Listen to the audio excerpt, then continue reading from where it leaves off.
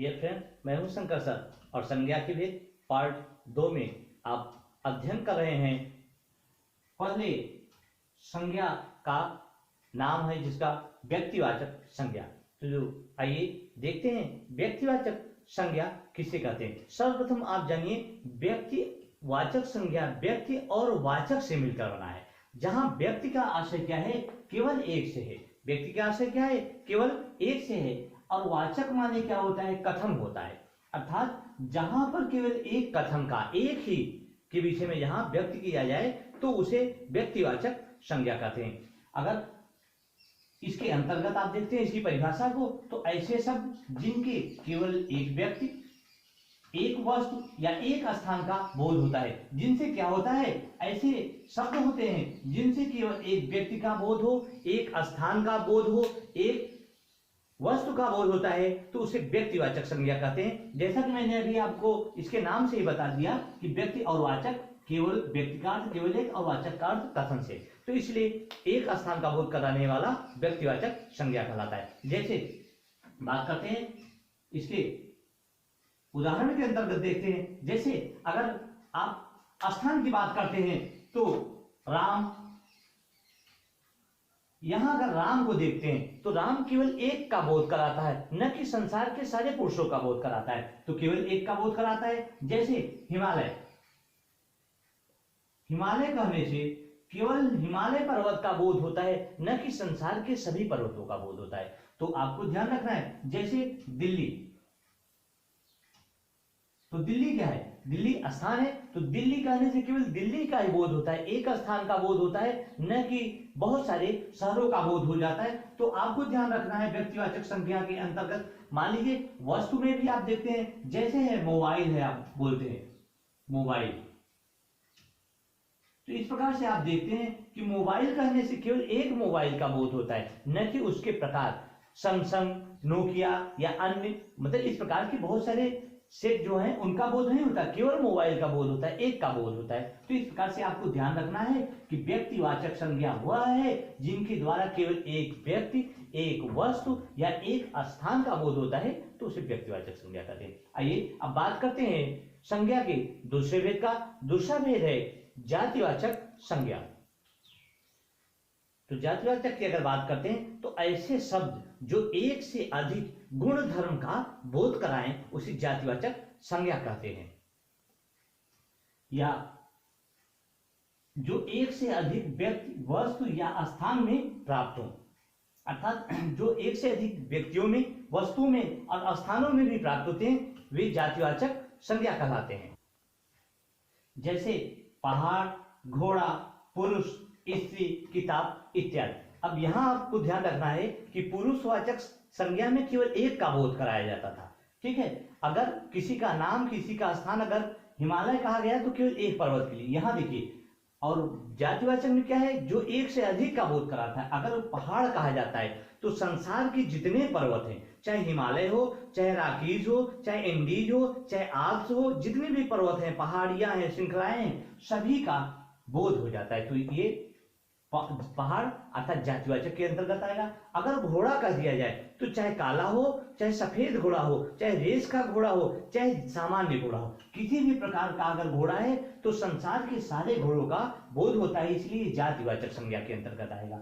अगर पुरुष कह दिया जाए तो चाहे अफ्रीका में रहने वाली प्रजाति हो, चाहे एस्किमो प्रजाति हो, चाहे काले रंग का व्यक्ति हो, चाहे गोरे रंग का व्यक्ति हो, चाहे हिंदुस्तान का हो या अन्य कंट्रियों में, देशों में रहने वाला व्यक्ति हो, वह सभी जातिवाचक के अंतर्गत पुरुष आएगा। स्त्री कह देने से संसार की समस्त स्त्रियों का बोध होता है, तो वो जातिवाचक के अंतर्गत आती है। किताब, पुस्तक कह देने से जितने भी सब्जेक्ट की पुस्तकें हैं वे सभी क्या हैं, जातिवाचक के अंतर्गत आएंगी। तो आपको यही ध्यान रखना है कि जब एक का बोध होगा, कराया जाएगा जहां, वो व्यक्तिवाचक संज्ञा होगा, और जहां एक से अधिक का बोध होता है वहां जातिवाचक संज्ञा होता है। अब जातिवाचक संज्ञा के अंतर्गत दो संज्ञा इसके अंतर्गत आती है। जैसे प्राचीन मान्यता में मैंने आपको बताया था कि 5 इसके भेद होते हैं संज्ञा के। तो जो 2 संज्ञा के भेद हैं वो जातिवाचक के अंतर्गत आएगा। वो उसमें क्या होगा, द्रव्यवाचक संज्ञा और समूहवाचक संज्ञा। तो आइए द्रव्यवाचक और समूहवाचक संज्ञा का भी अध्ययन करते हैं। तो देखिए, द्रव्यवाचक संज्ञा जो इस संसार के समस्त पदार्थों का बोध कराए। अब पदार्थ क्या है? पदार्थ वे होते हैं जो तरल अवस्था में, ठोस से द्रव अवस्था में बनाए जा सकते हैं। तो द्रव्यवाचक संज्ञा के अंतर्गत वे पदार्थ आते हैं, या संसार के लिए समस्त पदार्थों का जो बोध कराता है वह द्रव्यवाचक संज्ञा कहलाता है। जैसे इसके अंतर्गत आप देखते हैं दूध, दही, पानी, डीजल, पेट्रोल, ठीक है, सोना, चांदी,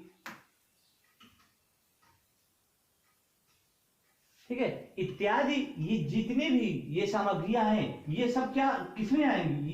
ये सभी जो है द्रव्यवाचक संज्ञा के अंतर्गत आएंगी। अर्थात आप इसको ध्यान रखिए कि जातिवाचक संज्ञा के अंतर्गत द्रव्यवाचक संज्ञा और समूहवाचक संज्ञा आता है, ठीक है। तो संसार के में उपस्थित समस्त पदार्थों का जो बोध कराता है वो द्रव्यवाचक संज्ञा कहलाता है। अब बात करते हैं समूहवाचक संज्ञा की। तो समूहवाचक संज्ञा क्या है?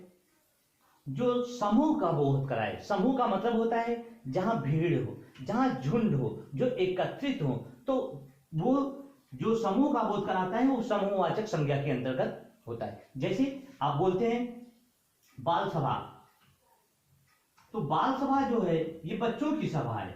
तो बाल सभा क्या है? एक समूह का बोध कराता है। जैसे आप बोलते हैं कोई गोष्ठी है, ठीक है, तो अगर गोष्ठी है तो वो जातिवाचक के समूहवाचक के अंतर्गत आएगा। जैसे मान लीजिए कोई सम्मेलन है, कवियों का सम्मेलन हो रहा है या कोई भी सम्मेलन हो रहा है, तो सम्मेलन अगर हो रहा है तो वो भी क्या है? वो सम्मेलन में भी समूहवाचक संज्ञा होगा। जैसे आप कहीं देखते हैं कोई नेता आता है, किसी नेता का भाषण होता है, कोई मिनिस्टर आता है, मंत्री आता है, तो वहां जिस प्रकार से आपको समूह या जन समुदाय जो इकट्ठा दिखाई पड़ेगा वो सब समूहवाचक संज्ञा के अंतर्गत आएगा। तो इस प्रकार से आप ध्यान रखिए कि जातिवाचक संज्ञा के अंतर्गत द्रव्यवाचक संज्ञा और समूहवाचक संज्ञा। इसके तीसरा भेद है आपका भाववाचक संज्ञा। देखिए, भाववाचक संज्ञा क्या है? जो शब्द किसी व्यक्ति, वस्तु या प्राणी के गुण, दोष, स्वभाव या दशा का बोध कराते हैं। देखिए, यहां गुण की भी बात है, उसके अंदर क्या गुण है, ठीक है। और दोष क्या है? तो दोष का भी वर्णन अगर कराते हैं, या उसकी दशा का मतलब होता है जैसे मान लो वो डरता है, वो घृणा करता है, उसे भय उत्पन्न होता है, तो गुण, दोष और दशा सभी का बोध कराते हैं। स्वभाव का भी, उसका स्वभाव कैसा है, उस स्वभाव का भी जो बोध कराता है उसे भाववाचक संज्ञा कहते हैं। जैसे अगर भाववाचक संज्ञा के अंतर्गत देखते हैं तो आप कह सकते हैं कि जैसे बच्चा से क्या बना हुआ है? बचपन बना है, बच्चा से बचपन। तो बचपन क्या है? बचपन उसका भाव है। जैसे कह सकते हैं आप बूढ़ा है, तो बूढ़ा से क्या बना है? बूढ़ा से बना है बुढ़ापा, ठीक है। बुढ़ापा उसका क्या है? उसका भाव है, ठीक है। जैसे आप कह सकते हैं कि मूर्ख से बना हुआ है मूर्खता, तो मूर्खता क्या है? मूर्खता भाववाचक संज्ञा के अंतर्गत आएगा। जैसे आप कह सकते हैं सुंदर से बना हुआ है सुंदरता, तो सुंदरता क्या है? सुंदरता उसका भाववाचक रूप होगा। जैसे आप कह सकते हैं हिंसा से बना हुआ है अहिंसा। अभी मैंने आपको बताया कि देखिए इसमें क्या है? स्वभाव और दशा और गुण, दोष दोनों का बोध कराता है। हिंसा का अर्थ होता है मार काट करना, अहिंसा जो इससे दूर रहे, अर्थात जो इसे भय खाए, हिंसा से, मार काट से जिसे भय उत्पन्न हो। तो यहां भी क्या होगा? अहिंसा में भी यहाँ भाववाचक संज्ञा इत्यादि ऐसे बहुत सारे आपको रूप मिलेंगे जिसे आप ध्यान कर सकते हैं। एक मैं आपको यह भी बताता हूं, एक ट्रिक ध्यान रखिए जिसके द्वारा आप भाववाचक संज्ञा को पहचान सकते हैं, क्योंकि व्यक्तिवाचक और जातिवाचक की पहचान होती है, भाववाचक में आपको प्रॉब्लम हो सकता है। तो देखिए,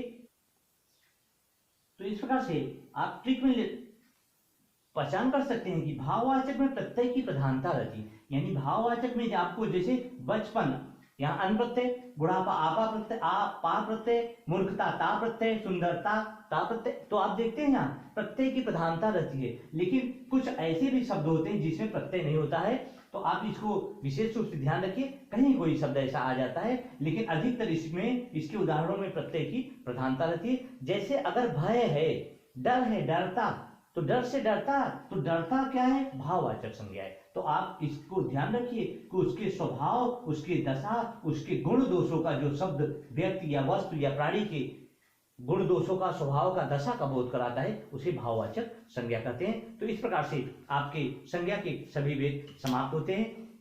थैंक यू सो मच।